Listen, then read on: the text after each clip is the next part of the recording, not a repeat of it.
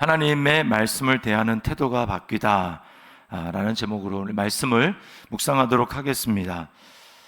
이제 먼저 오늘 알 수 있는 하나님은 어떤 하나님인가 하면, 하나님은 가까운데 하나님도 되시지만 먼데 있는 하나님도 되신다라고 하는 것입니다. 23절에 보면 먼데 있는 하나님은 아니냐라고 하면서 하나님이 반문하시는 모습을 보게 됩니다. 또 24절에 사람이 내게 보이지 아니하려고 누가 자신을 은밀한 곳에 숨길 수 있겠느냐, 나는 천지에 충만하지 아니하냐, 이렇게 말씀을 하고 있습니다. 천지에 충만하신 하나님이라고 말씀을 하죠. 요나 선지자를 보면 요나가 하나님 말씀이 자기 마음에 들지 않아서 하나님의 말씀과 정반대되는 방향으로 도망을 합니다. 그렇게 행하죠. 그래서 배의 제일 밑바닥에 들어가서 잠을 잡니다. 그러나 하나님은 그 배 중간에, 배 제일 밑에 있는 요나, 그리고 땅을 떠나서 바닷 가운데 있는 요나를 하나님은 보셨다고 성경이 이야기를 합니다. 어떤 사람에게는 이것이 매우 부담스럽고 괴로운 반면에 어떤 사람에게는 이런 하나님이 매우 안심이 되고 위안이 됩니다. 어떤 사람에게는 그렇고 어떤 사람에게는 그렇지 않습니까? 바로 하나님의 뜻대로 순종하려고 하는 사람과 하나님의 뜻에 불순종하고 하나님의 뜻을 거스르려는 그런 사람에게 바로 이러한 차이가 존재하는 것입니다. 하나님은 천지에 충만한 하나님이시고 가까운 데 있는 사람들뿐만 아니라 먼 데 있는 사람들을 보시는 하나님이라고 얘기하지만 유다 백성에게는 이런 하나님이 매우 부담스러웠습니다. 자, 그래서 33절에서 40절에 보면 계속해서 반복되는 말이 엄중한 말씀이라고 하는 거예요. 엄중한. 이 말은 어느 때 쓰이느냐 하면은 사람이 어떤 무거운 짐을 어깨에 짊어지게 될 때 그때 쓰는 말이 바로 이런 말입니다. 그리고 무거운 짐을 나귀라든지 짐승에게 또는 수레에 이렇게 짐을 지울 때 쓰는 말이 바로 이 말이에요. 엄중하다라고 하는 말입니다. 그래서 세 번역에는 이것을 부담스러운이라고 좀 의역을 했어요.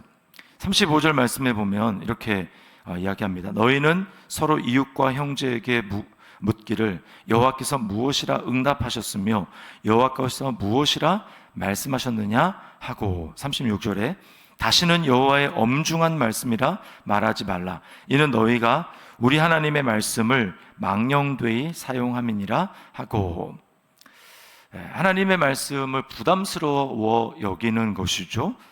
정말 하나님의 말씀은 우리에게 부담스러운 것일까요? 무거운 것일까요? 얼핏 생각하면 하나님의 말씀이 참으로 그런 것 같습니다. 무거운 짐이 되는 것 같아요.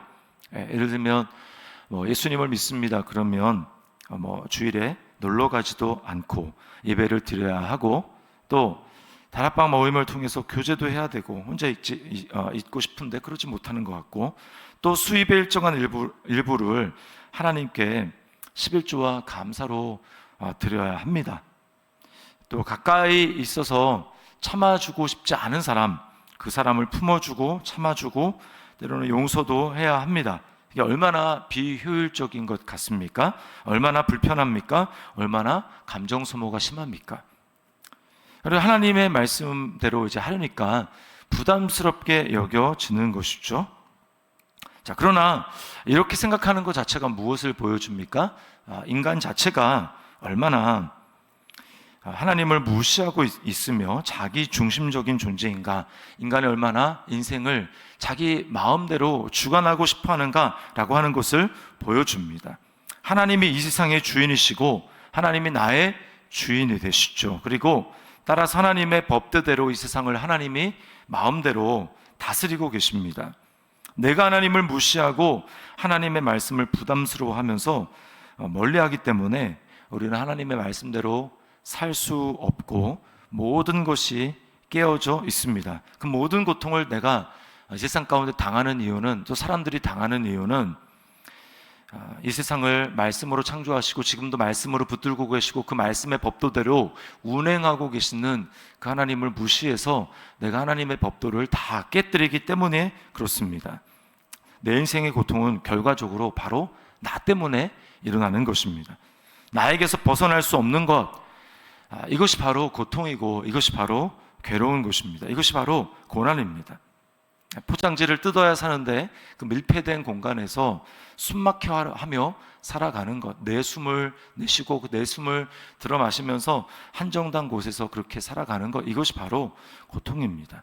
살아가는 방법은 나의 그 세계 속에서 나의 법도대로 나의 다스림 가운데, 나의 통치 가운데 살아가는 그 한정된 포장지를 뜯는 것, 거기 살아나와야, 거기서 나와야 신선한 바깥의 공기를 마실 수가 있습니다. 인생의 고통은 바로 내가 주인이 돼서 내가 다스리고 나의 법도대로 내 마음대로 살아가는 것, 그것이 바로 고통이고 괴로움이고 고난이라는 것을 알아야 합니다. 그리스도의 십자가는 이 모든 고통의 근원인 자기 중심성, 자기 세계, 나에게 묶여 있는 것, 이것을 끝내는 것입니다. 나를 죄에서 해방시켜 주는 것입니다. 나라는 자아에서 해방되는 것이 진정한 자유이며 진정한 구원입니다. 그래서 예수님은 수고하고 무거운 짐진 자들아 다 내게로 오라, 내가 너희를 쉬게 하리라 라고 말씀하는 것입니다. 왜 하나님의 말씀이 우리에게 무거운 짐이 된다고 생각을 합니까? 그것은 여전히 내가 주인 행세하며 살아가려고 하다 보니까 끊임없이 하나님의 말씀에 부딪히고 하나님의 말씀에 갈등을 일으키기 때문에 부담스럽게 여기게 되는 것입니다.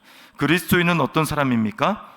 그리스도와 함께 십자가에서 죄에 대해서 단번에 죽은 자입니다. 내 스스로 살아가려고 하는 나의 주인됨, 그 죄의 뿌리로부터 단번에 죽은 사람입니다. 그리스도와 함께 의에 대해서, 하나님에 대해서 부활하며 살아난 자입니다. 십자가 위에서 하나님의 말씀의 공의가 완전히 실현된 자가 바로 그리스도인입니다. 29절 말씀에 보니까 하나님이 이렇게 말씀합니다. 내 말이 불 같지 아니하냐, 바위를 쳐서 부스러뜨리는 방망이 같지 아니하냐. 이것은 무엇입니까? 하나님의 말씀의 심판을 이야기하는 것입니다. 하나님의 말씀을 거부하는 자들에게 하나님의 말씀이 그와 같이 역사한다라는 것이죠. 이 하나님의 말씀대로 이 말씀이 심판의 불이 되어 그리스도를 살라버렸고, 또 이 심판의 방망이가 그리스도를 쳐서 으스러 뜨렸습니다. 우리는 내가 그렇게 돼야 되는데 그리스도께서 그 일을 당하신 것이죠. 그러므로 그리스도 안에서 나도 이 하나님의 말씀대로 공의의 심판을 받아서 죽었다라는 것입니다. 그러므로 그리스도 안에 있는 나는 말씀을 통해서 더 이상 심판을 받는 존재가 아닙니다.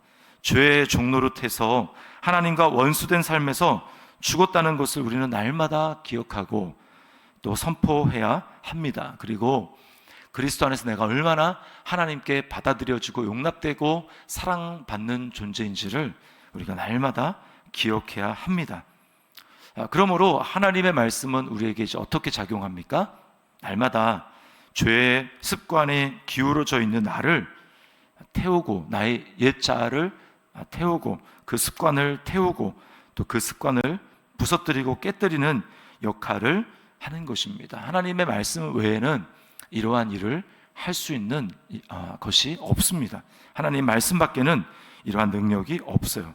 우리는 끊임없이 날마다 말씀 앞에 나아가서 죄의 습관으로 죄에 대해서는 단번에 죽었다고 말씀을 하시는데도 불구하고 끊임없이 눈에 보이는 것에 반응하며 감정과 내 생각에 반응하며 나아가는 나의 이 습관, 이거를 날마다 말씀 앞에 나아가서 불사르고 또 날마다 말씀 앞에 나아가서 말씀의 방망이로 깨뜨려야 하는 것입니다.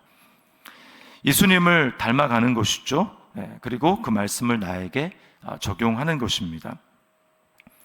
자, 우리 자신에게 적용을 해보겠습니다. 나는 그리스도를 통해서 하나님 안에 거하는 자가 된 사실을 믿고 매일 그리스도 안에 있는 정체성으로 살아가고 있습니까? 나는 불과 같고 방망이와 같은 하나님의 말씀으로 날마다 옛사람을 십자가에 못 박고 그리스도 안에 있는 새 사람으로 살기로 결단합니까? 새로워지지 않은 그리스도 밖에 있는 사람들에게는 하나님의 말씀이 심판의 말씀이지만 그리스도 안에 있는 우리에게는 하나님 말씀, 심판의 말씀이 아니라 우리를 새롭게 하는 말씀이 됩니다. 오늘 말씀을 기억하면서 하나님의 말씀을 나 자신에게 적용하여 변화된 예수 그리스도 안에서 변화된 삶을 믿음으로 살아내는 저와 여러분의 삶이 될 수 있기를 주님의 이름으로 축원합니다.